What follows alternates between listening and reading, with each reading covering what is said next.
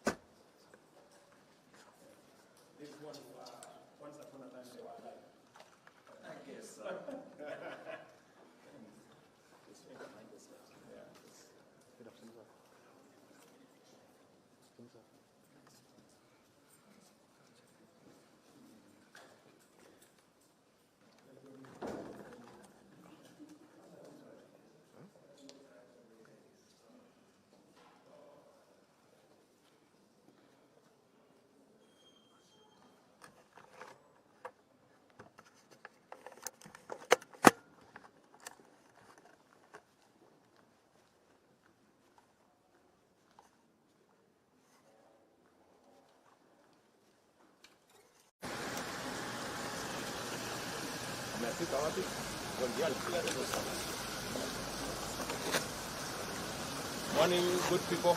Morning. How are you? Very good.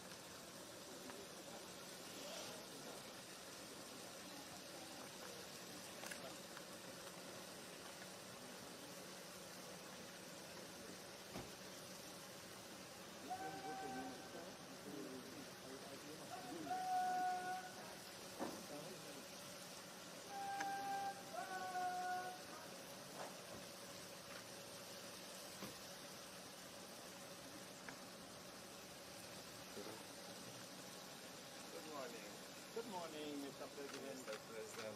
Welcome to Pleasure Kenya. to be here. Thank you very much. Thank Welcome. you. Welcome. Mrs. Lady. Good morning, madam. Good morning. Welcome to Kenya. Good morning. Yes. Mr. President, this is my deputy. Yes. This is the head of our military. The army commander. Thank you. Air Force commander. Navy commander. General Patel. Thank you. Welcome, Mr. President. Yes. You came with some rain. Well, back home, they say if it rains, it's a sign of blood. Because then everything grows. So, it's beautiful. Yes. Thank you very much.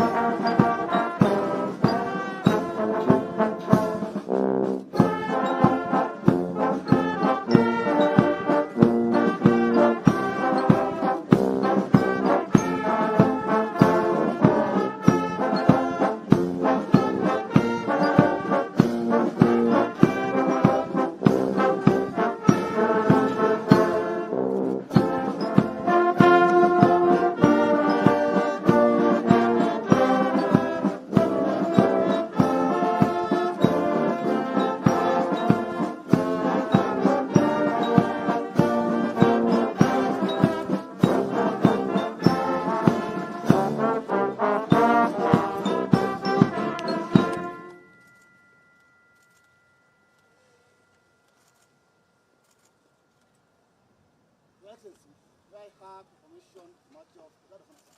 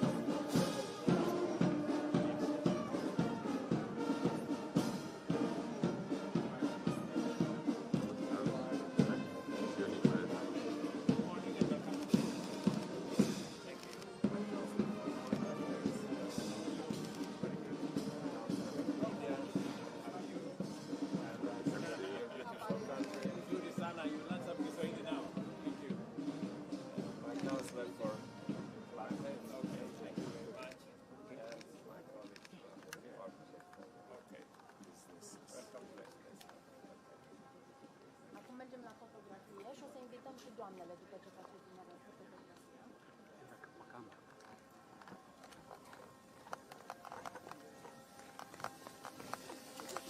Da?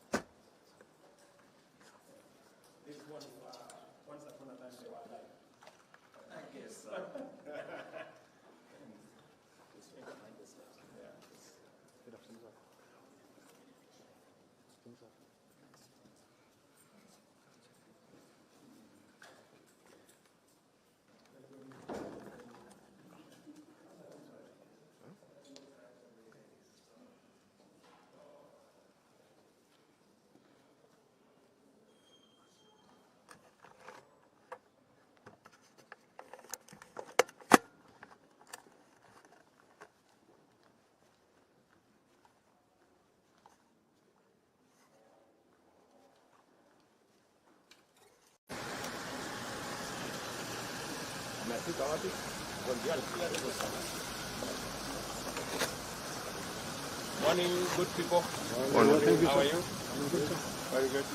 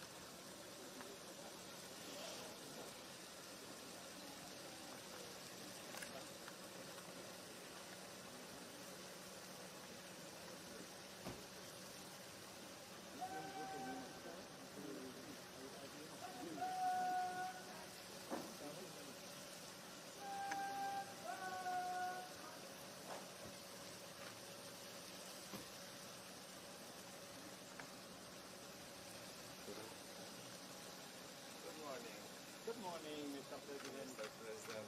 Welcome to Pleasure Kenya. to be here. Thank you very much. Thank Welcome. you. Welcome. Mrs. Lady. Good morning, madam. Good morning. Welcome to Kenya. Good morning, Mr. Yes. Mr. President, this is my deputy. Yes. This is the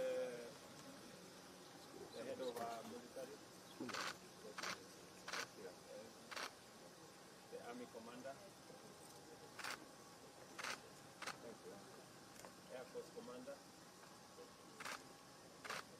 Navy commander. General Patel. Thank you. Welcome, Mr. President. Yes. You came with some rain.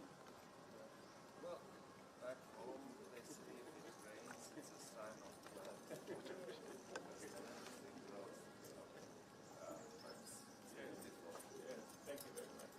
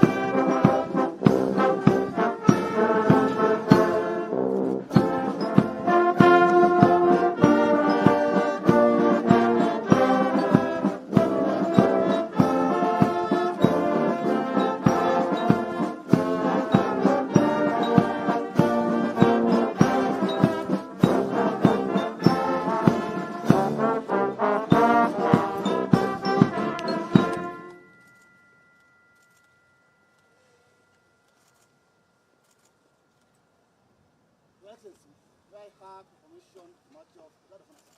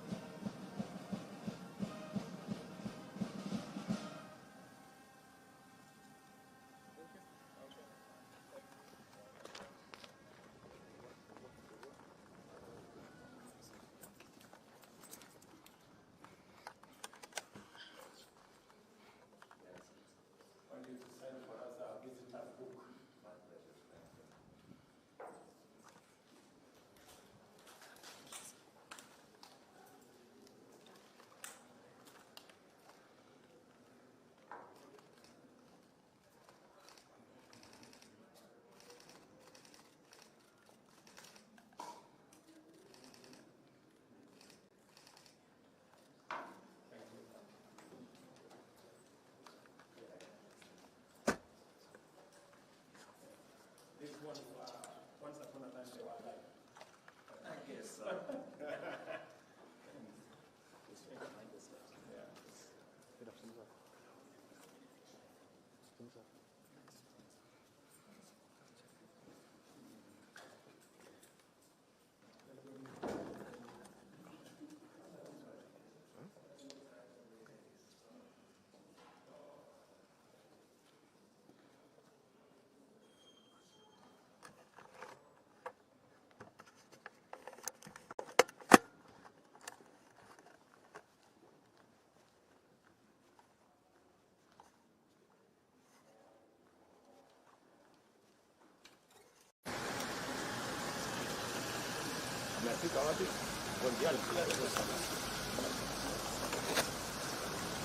Morning, good people.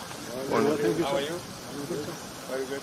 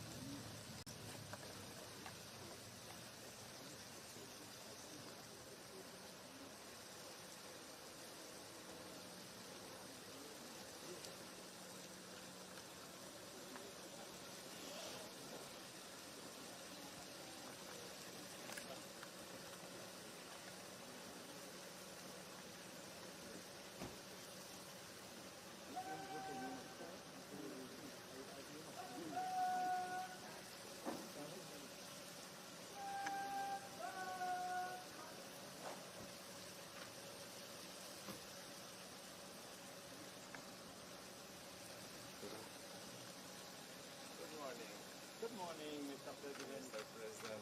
Welcome to Pleasure Kenya. to be here. Thank you very much. Thank Welcome. you. Welcome. Mrs. Lady. Good morning, madam. Good morning. Welcome to Kenya. Good morning. Yes. Mr. President, this is my deputy. Yes. This is the head of our military. The army commander. Thank you. Air Force commander. Navy commander. General Patel. Thank you. Welcome, Mr. President. Yes. You came with some rain. Well, back home, they say if it rains, it's a sign of blood. Because then everything grows. So, perhaps it's beautiful. Yes. Thank you very much. So this morning we have the hearing now.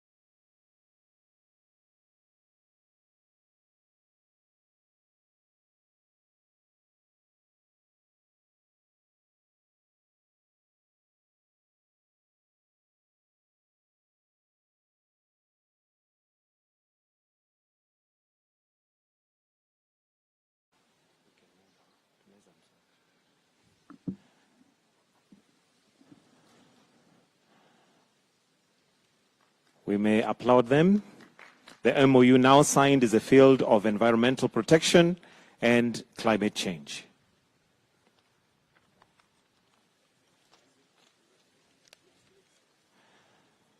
The next MOU is on cooperation in the field of sanitary, veterinary, and food safety.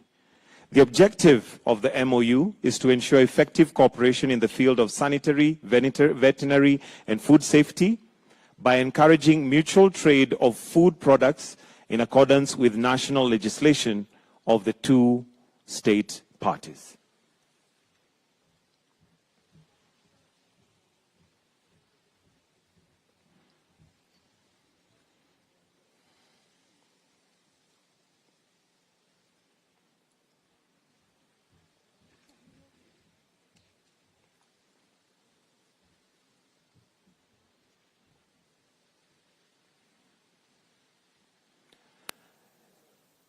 You may now proceed to sign.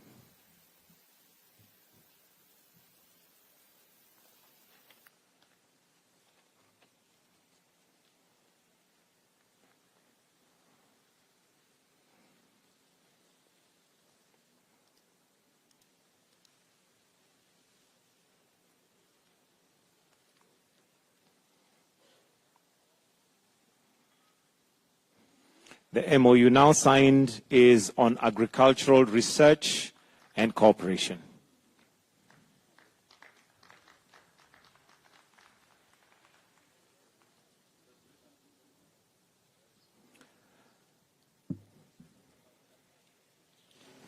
The third MOU is on agricultural research and cooperation.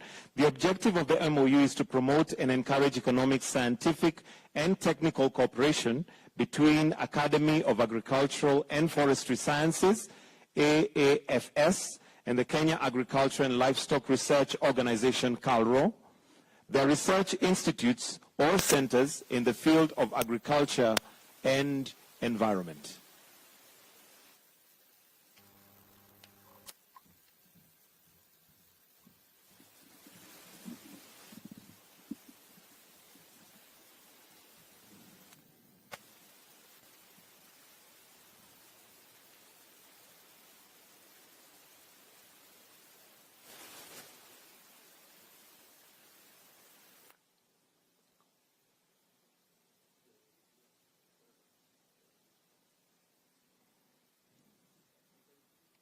The MOU now signed is on agricultural research and cooperation. The fourth MOU is on cooperation between Romanian Diplomatic Institute and the Foreign Service Academy of Kenya. The objective of the MOU is to give priority to joint research, introduction and elaboration of modern methods for training diplomats and specialists in the area of foreign policy, international relations, and other relevant areas. The parties intend to keep each other informed on matters related to research and teaching techniques in the above-mentioned areas, to exchange relevant literature and publications. You may now proceed to the signing.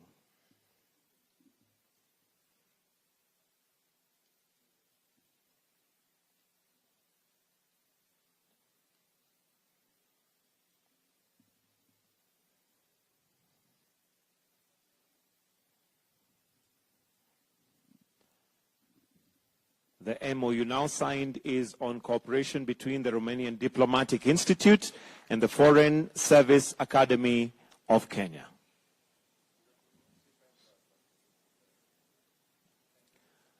We will now proceed to have His Excellency Dr. William Samoei Ruto and His Excellency Klaus Iohannis to give a joint press statement. Welcome, Your Excellencies.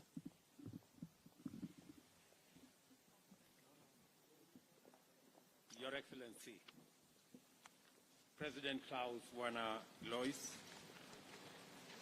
Your Excellency, First Lady who is somewhere in this compound, Honorable Ministers, Ambassadors and High Commissioners, distinguished ladies and gentlemen, members of the press, good afternoon. Welcome to this press briefing. On behalf of the people and government of Kenya, I am delighted to welcome His Excellency the President of Romania and First Lady and the entire delegation on their maiden visit to Kenya. I appreciate, Mr. President, that in your visit, the first by yourself into our continent, you have chosen Kenya as your first destination, signifying the great relationship between our two countries. President Iohannis and I have just concluded very fruitful discussions where we have exchanged views on the current state of our relations and our path to the future in the light of the challenges that exist in our globe, but in the context of tremendous potential and opportunity that exists between us, our two countries, and Africa and Europe.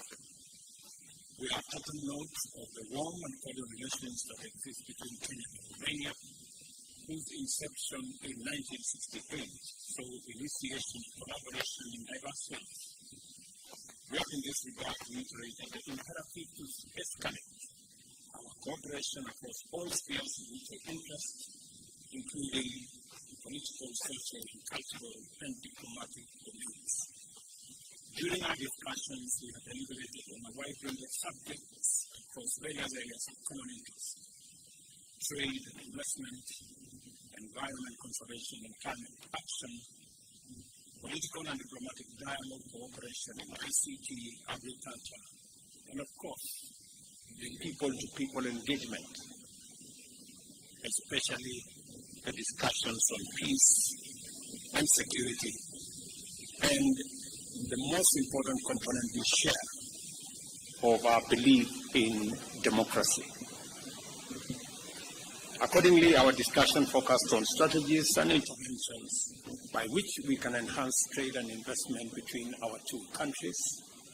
We've also shared ideas on new opportunities to improve the balance of trade and enhance investment between our two countries, leveraging on the expansive space created by the private sector and how we can leverage on the markets that we have in the East Africa, in the Africa continent, that we are consolidating into a single market, and how we can build on that, realizing that Romania, being a member of the European Union, I have thanked His Excellency the President for supporting Kenya, especially in the conclusion of the Economic Partnership Agreement between Kenya and the EU that will be passed by the EU Parliament and for signature on the 17th of December, where the President of the EU Parliament is coming to Kenya to sign off that agreement that will expand the space for trade, investment, and business between Europe and Kenya, between Romania and Kenya, and between Europe and our East African community area. To set off the process of actualizing our common agenda in these areas, we also witnessed just now the signing of 4 memorandum of understanding: environment protection and climate change, cooperation on sanitary, veterinary and food safety, agricultural research and cooperation, and Diplomatic Institute and the Foreign Service Academy of Kenya. I am confident that the implementation of these MOUs will escalate the relations into an effective partnership in areas of focus and create conditions for Kenya and Romania to expand the scope of collaboration to cover even more sectors in the now and near future. During our discussions, I requested His Excellency the President to join me in advocating for climate action and calling upon developed nations to work with us. And I have requested him directly to support the Nairobi Leaders' Declaration that positions Africa as a continent with opportunity, as a continent with renewable resources, mineral resources, human capital, and as a critical player in the development of the future of humanity and our common position on matters climate. We also have had an opportunity to discuss global peace and security and shared concerns on the continued conflicts and instability in our regions and other parts of the world. Consequently, we've agreed to play our rightful roles within the existing instruments in the community of nations to contribute to a more peaceful and secure world. I briefed the President on what we are doing in Somalia, in DRC, in Sudan, including the meetings I had yesterday, on how Kenya continues to play a pivotal role in anchoring the stability of our region, the peace in our region, and the huge sacrifices and commitments Kenya is making.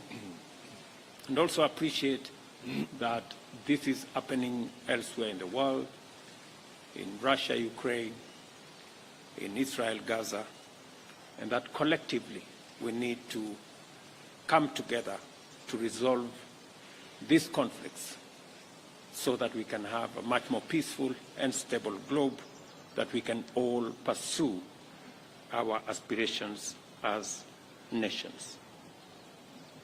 President Iohannis and I also resolved to continuously work together both at the bilateral as well as multilateral levels to promote and support the achievements of the Global Development Agenda, including the Sustainable Development Goals.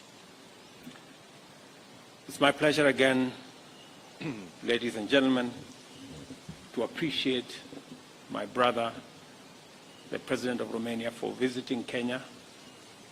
I have also explained to him the cultural, the tourism, and the many other aspects that await our progress as we enhance the relations between our two countries.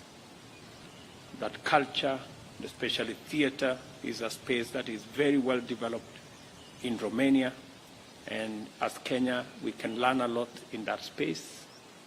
I've also agreed with the President on how we're going to work together in the digital space, in the technology space, leveraging on their expertise and knowledge and building a nexus between their center of cybersecurity with our Silicon Savannah in Kenya, and how we can build that, because we all realize that whether it is delivery of government service, whether it is revenues, whether it is health, including ourselves in agriculture, technology is becoming a great enabler, and we can share experiences and share expertise and knowledge in that space. I've also appreciated Mr. President and the government of Romania for opportunities extended to students from Kenya to study in universities in Romania.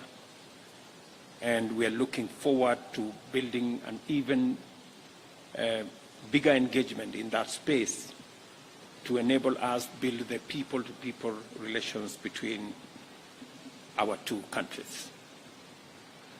Mr. President, again, on behalf of the government and people of Kenya, I welcome you and your delegation to Nairobi and to Kenya, and we look forward to building a stronger, firmer relationship, people to people, government to government, and regional cooperation between our two countries.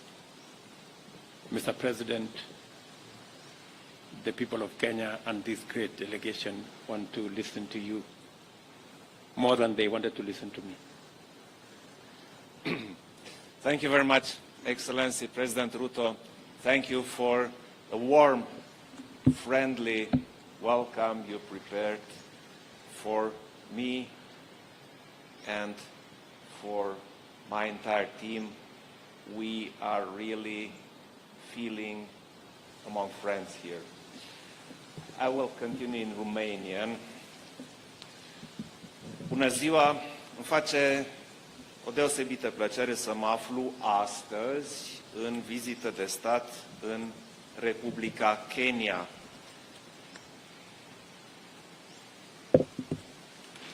Kenya este unul dintre prietenii tradiționali ai României în Africa de Est și un partener economic și sectorial din ce în ce mai relevant pentru noi.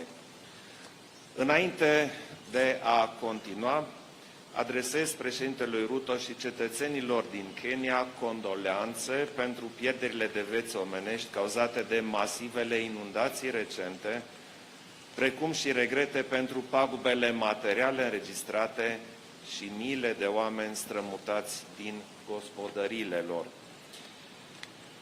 I-am împărtășit președintelui William Ruto viziunea României privind redinamizarea relațiilor noastre cu statele continentului african, Kenya având un rol esențial în demersurile strategice ale țării noastre. De altfel, vizita în Kenya se desfășoară într-un context foarte special.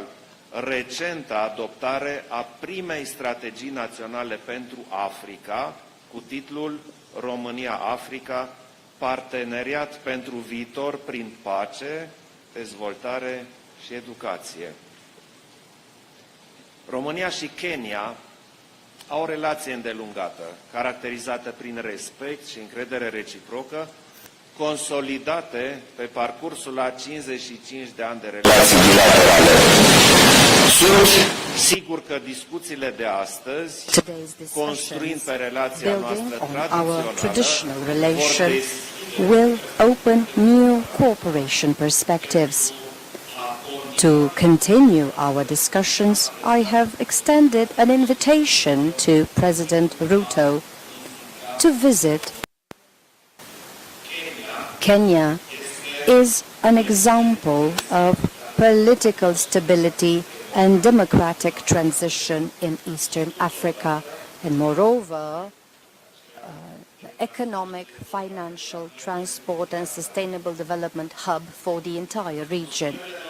Our consultations today have reconfirmed that we have joint topics of interest and similar positions toward global current concerns and challenges.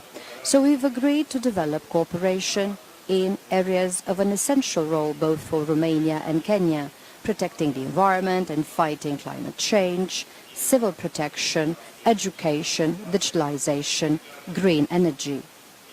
I've expressed my appreciation for the role of leader undertaken by President Ruto and Kenya in the efficient management and fighting climate change, and we've agreed that our administrations cooperate tighter in this respect. We've identified a major cooperation potential between Romania and Kenya in areas such as biodiversity and forest, digitalization for sustainable development, energy transition, education for environment and climate change, and efficient answer to natural disasters and food insecurity. Allow me to express also my appreciation to signing bilateral cooperation documents in the field of environment, sanitary, veterinary and food safety, agricultural research and training of diplomats. I've agreed with President Ruto to work together to encourage the business environment in Kenya and in Romania to start joint projects, both bilaterally and on third-party markets, including in fields on digital transition and green transition. We want to value the geostrategic positions of Romania and Kenya as gateways, significant gateways for the regional economy. Within discussions of today, we've shared opinions on the evolutions in various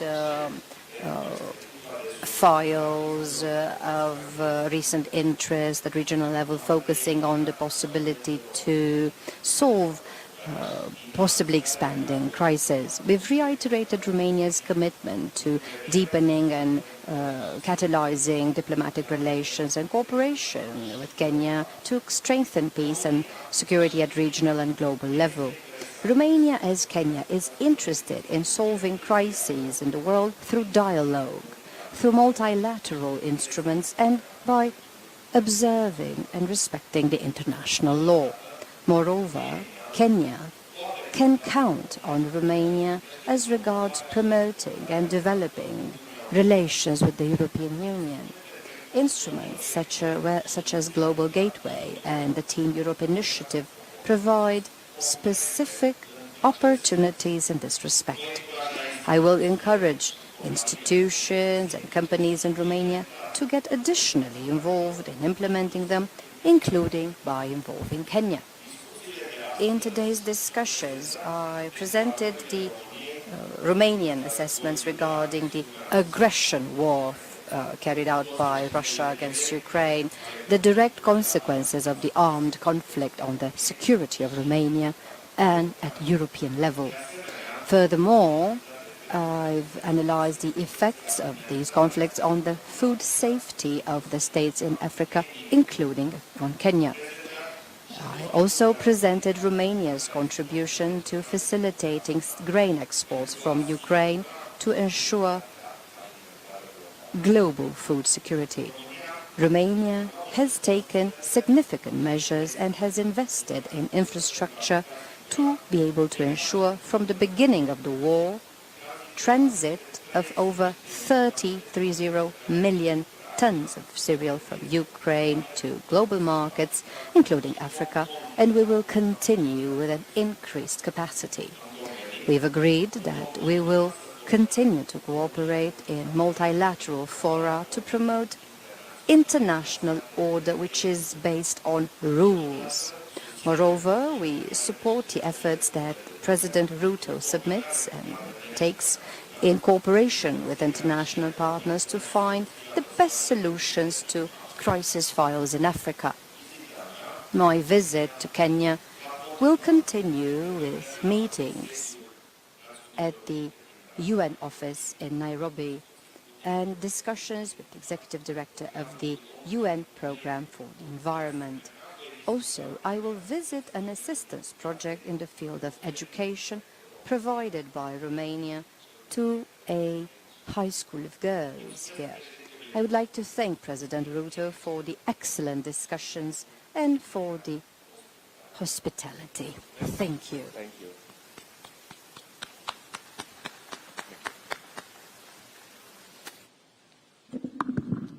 Thank you, Your Excellencies. We'll now take a few questions from members of the press. Remember to start with your name, the media house you represent, and then keep your questions as short as possible. Over to you, members of the press.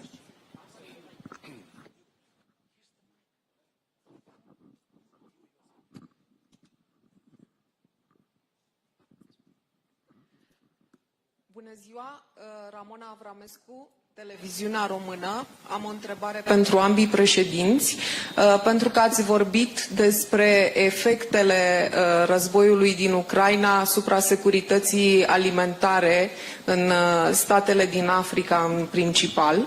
O întrebare pentru domnul președinte Ruto. Cum s-au simțit aceste efecte în Kenya asupra economiei și asupra vieții oamenilor? Și pentru președintele Klaus Iohannis, domnule președinte, având în vedere implicarea directă a României în tranzitul cerealelor ucrainene, cum poate contribui România la susținerea intereselor Uniunii Europene în Africa și la contracararea unor teme de propagandă rusă în această privință a securității alimentare? Mulțumesc. Sorry, we didn't get the translation of the question. So maybe, Mr. President, you can... I can ask in English if it's... Okay. Mr. President, talking about the effects of the war in Ukraine on Africa's country, the question is, how do you perceive these effects on the economy of Kenya? Thank you. Thank you very much. As we have already stated, as people from this region, the war in Ukraine has created a very dire situation in the East Africa and in the whole region of Africa, because three things have happened. Number one, commodity prices have escalated because of the war, whether you're talking about fertilizer, whether you're talking about grains, and as a result of the war, we have a serious situation of escalating prices of food items. And that has resulted in higher costs of living in our continent, with very detrimental effects on populations, on people, especially those that are vulnerable. And as a result, it has led to a second thing, that we are now spending more money in supporting communities, supporting the agricultural sector. We're investing more money in subsidizing fertilizer for food production, fertilizer that is already very high in costs. And that is why, as a continent, we believe in a peaceful resolution of these issues and an early engagement to resolve the conflict is a most desired outcome for those of us from this region. It is the reason why we believe in a rules-based world. We believe in the Charter of the UN that respects the territorial integrity of countries and that believes that aggression against any country globally is aggression against all countries. And we're looking forward to an early and speedy resolution of the conflict in Ukraine, as we do in Gaza and as we do in the rest of the conflicts that we have in our own continent. Thank you very much.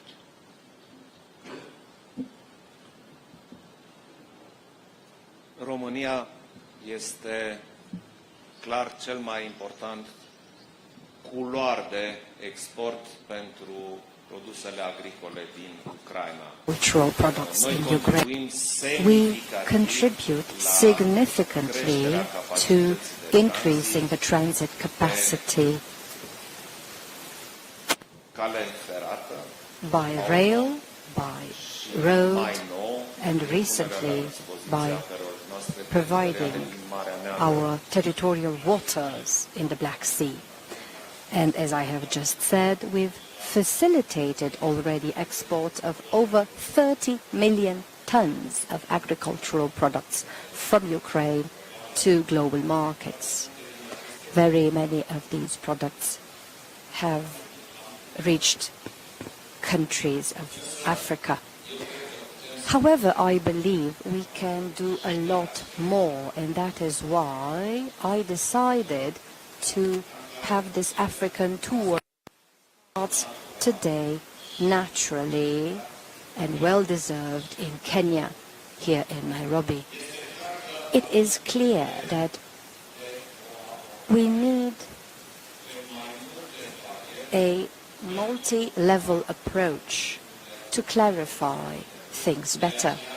This is why I insisted we have a Romanian strategy for Africa.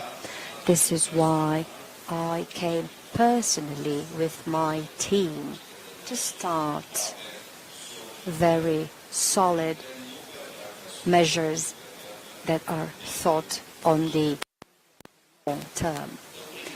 We have, first of all, high-level discussions, political discussions, diplomatic discussions that have to continue to clarify our narrative, our approach, and opportunities that we see.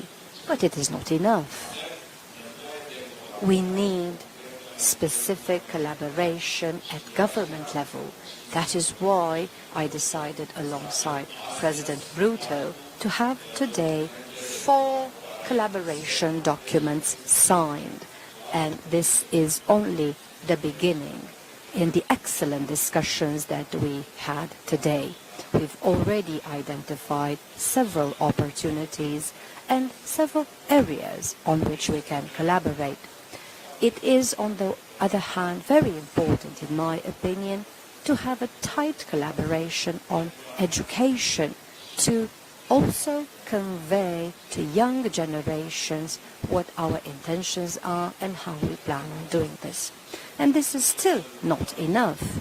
We have to work specifically, intensely, with the private sector, because we need new investments. We need significant growth and increase in trade between our states, because this is the way we can improve cohesion. We need joint approaches in areas which at first glance are not so obvious, very important. We all speak of crises, of wars, and other unwanted events. And we spoke today, myself and President Ruto, of how we are involved. Romania is involved in various parts of Africa with armed forces to keep peace or restore peace. Kenya is also very involved in Africa, and more recently, as President Ruto explained, in Haiti, to help as well. So we work together to guarantee security in various areas of the globe. These matters will lead to a tighter collaboration between the teams in Kenya and in Romania, will lead to a tighter cooperation between the Romanian economy and Kenyan economy, and this is how we can get closer to better explain our point of view, for us to understand as well what concerns the leaders in Kenya and other leaders in Africa, because we want to keep together the democracies in this world, and we can work without any doubt, and we have great results in multilateral formats with the European Union, with Kenya, and you heard the agreement mentioned, the collaboration agreement, the European Union with the African Union. These are just a few of the areas in which we can work far better together if we try hard enough on both sides. And this is what I decided today in agreement with President Ruto to do. Hello, Wanabula, Radio Romania. Iohannis, vizita dumneavoastră la Nairobi vine la mai puțin de o lună de la adoptarea de către România a strategiei naționale pentru Africa. Romania's enactment of the strategy for Africa, but also a couple of months after the European Union and Kenya have concluded negotiations that lay the foundation of an ambitious economic partnership. What new economic opportunities do we have now with respect to Kenya? Ruto, how the climate changes affect your country, and how do you see the cooperation with the European Union and with Romania regarding this subject? Thank you.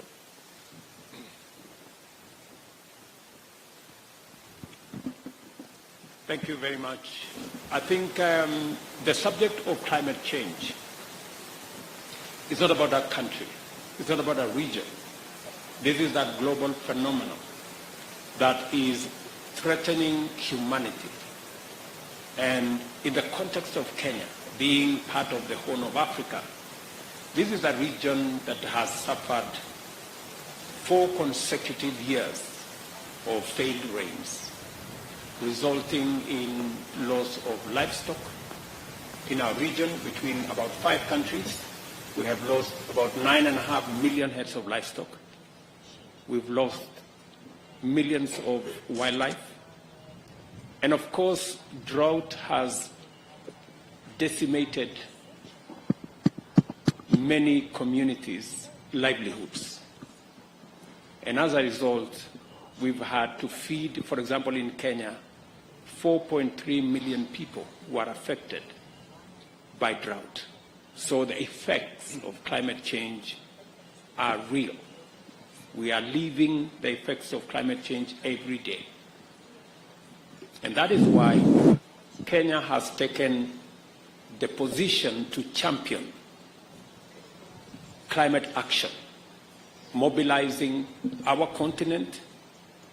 Last September, we mobilized the whole African continent on that very important subject of climate change so that we can harmonize our actions, we can consolidate our plan, and be able to work with the rest of the leadership of the globe and other regions on mitigating the effects of climate change and finding solutions that will not only serve us in this generation, but serve us in the generations to come.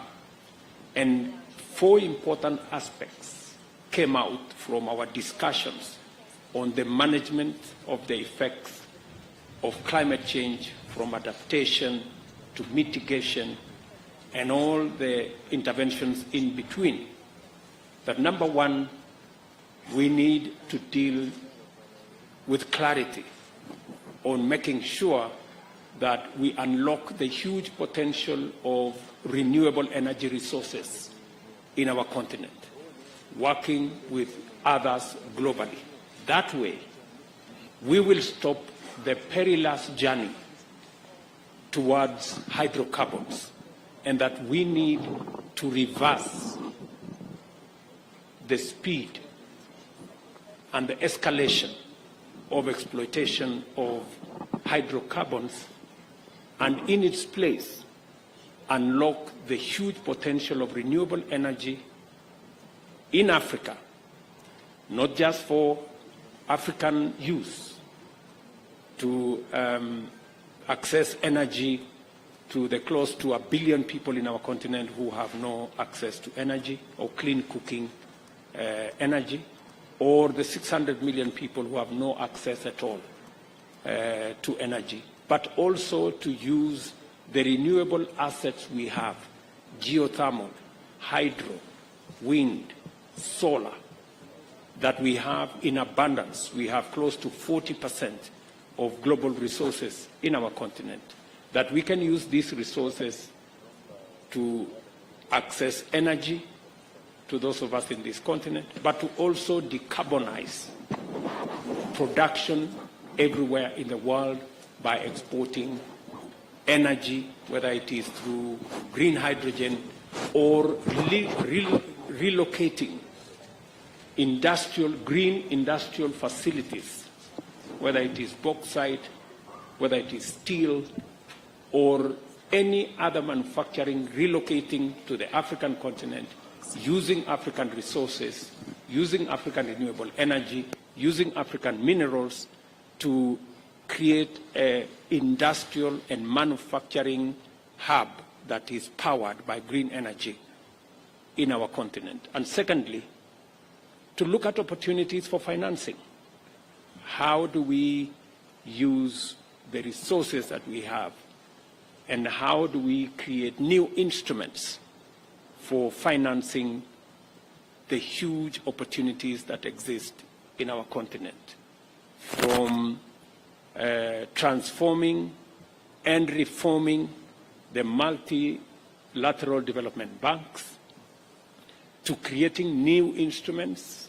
I will be addressing the EU Parliament next week on what we think as Africa is the new opportunities that exist for collaborations between Europe and Africa to unlock the potential of renewable energy, to unlock resources and financing of new opportunities in the green energy space, e-mobility, and many other aspects, because we find that there is opportunity in that space.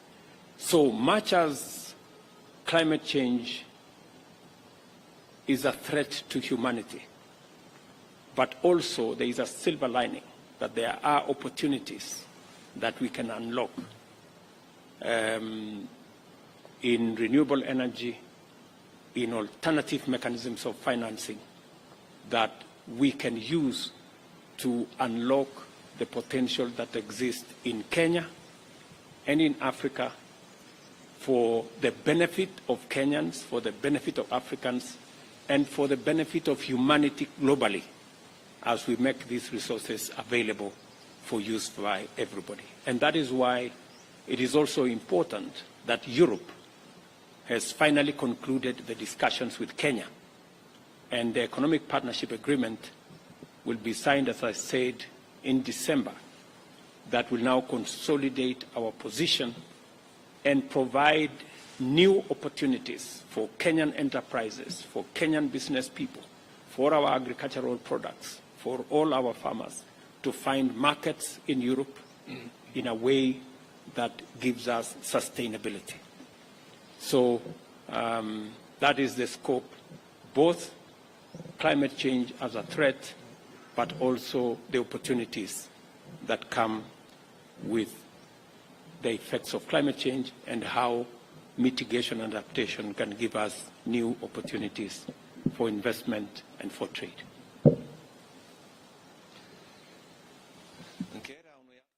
Concluding such an agreement is very important and beneficial.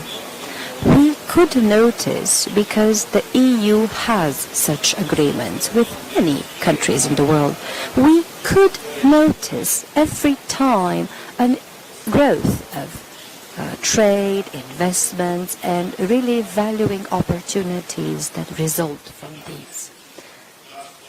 In this very specific case, the understanding between the European Union and Kenya will shortly yield beneficial results for the relation between the Union and Kenya, but including for the relation between Romania and Kenya.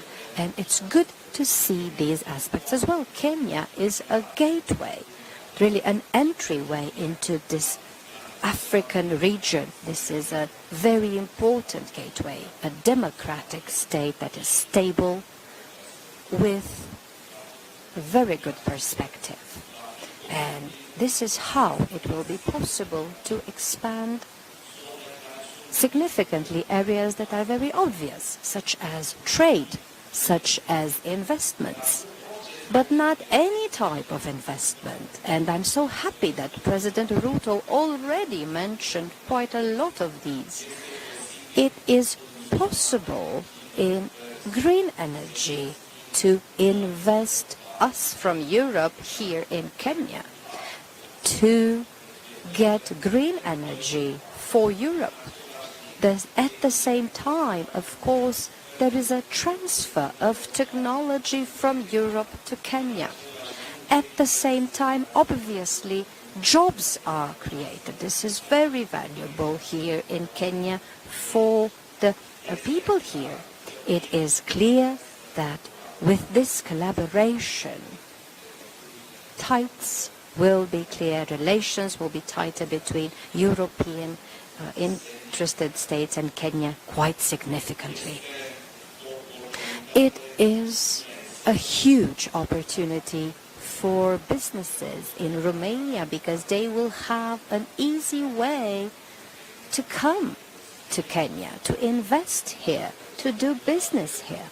At the same time, it is a very good way for Kenya to increase trade with Romania quite significantly and to bring Kenyan investors to Europe, to Romania. All of these are beneficial for both parties, of course.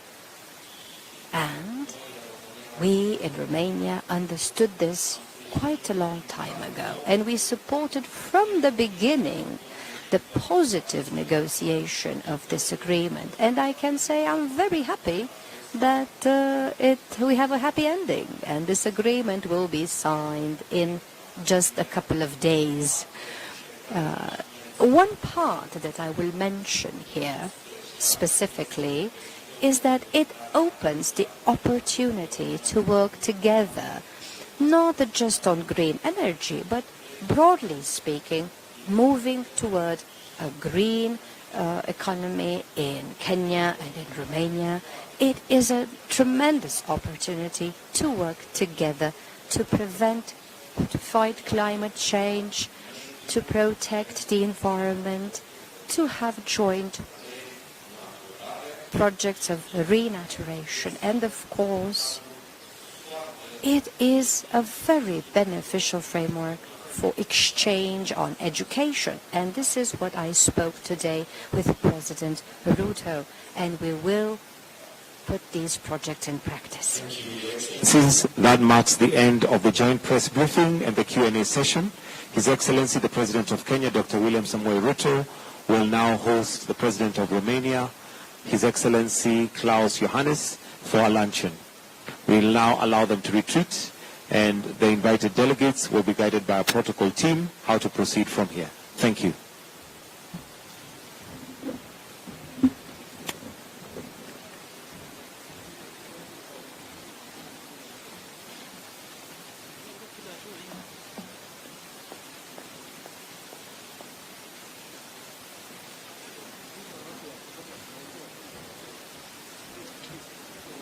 Concluded bilateral talks and will now hold a joint press briefing, but after the signing of several MOUs. We may kindly take our seats. The first MOU is in the field of environment and protection and climate change. The objective of the MOU is to maintain and strengthen bilateral cooperations in the field of environmental protection and climate change on the basis of equality, reciprocity, and mutual benefit.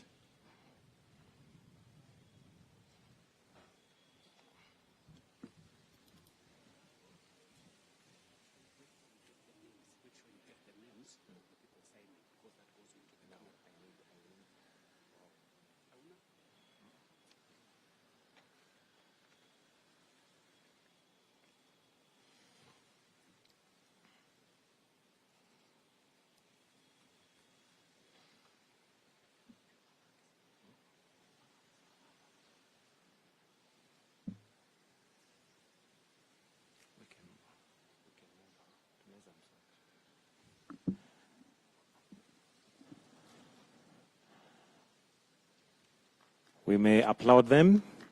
The MOU now signed is the field of environmental protection and climate change.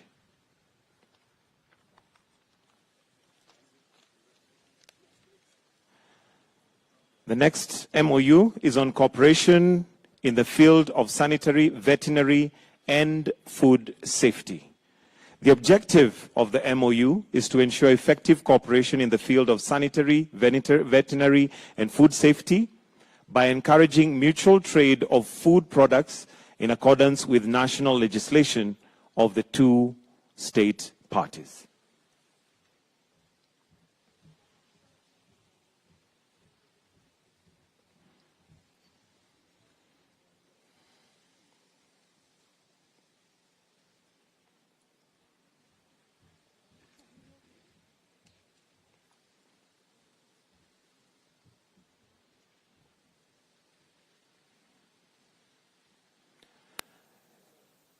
You may now proceed to sign.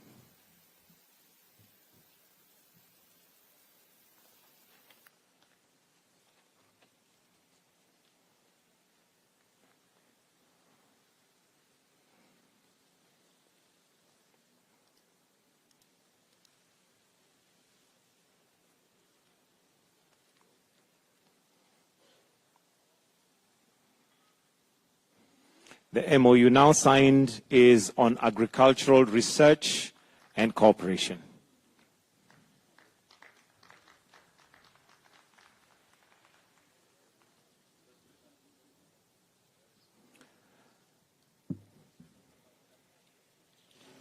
The third MOU is on agricultural research and cooperation.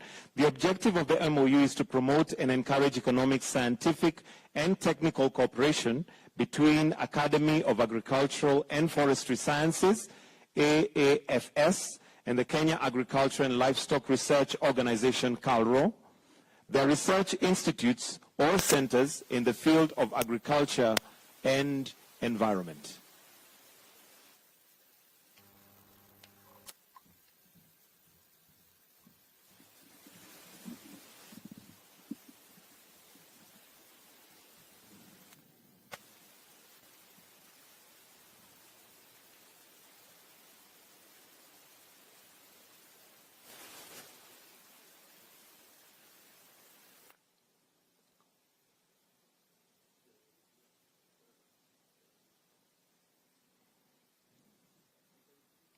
The MOU now signed is on agricultural research and cooperation. The fourth MOU is on cooperation between Romanian Diplomatic Institute and the Foreign Service Academy of Kenya. The objective of the MOU is to give priority to joint research, introduction and elaboration of modern methods for training diplomats and specialists in the area of foreign policy, international relations, and other relevant areas. The parties intend to keep each other informed on matters related to research and teaching techniques in the above-mentioned areas, to exchange relevant literature and publications. We may now proceed to the signing.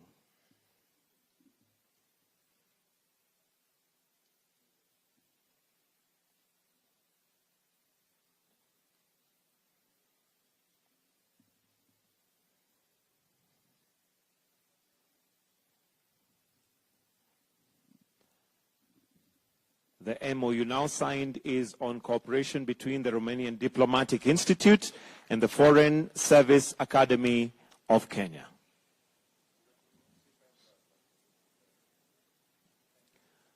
We will now proceed to have His Excellency Dr. William Samoei Ruto and his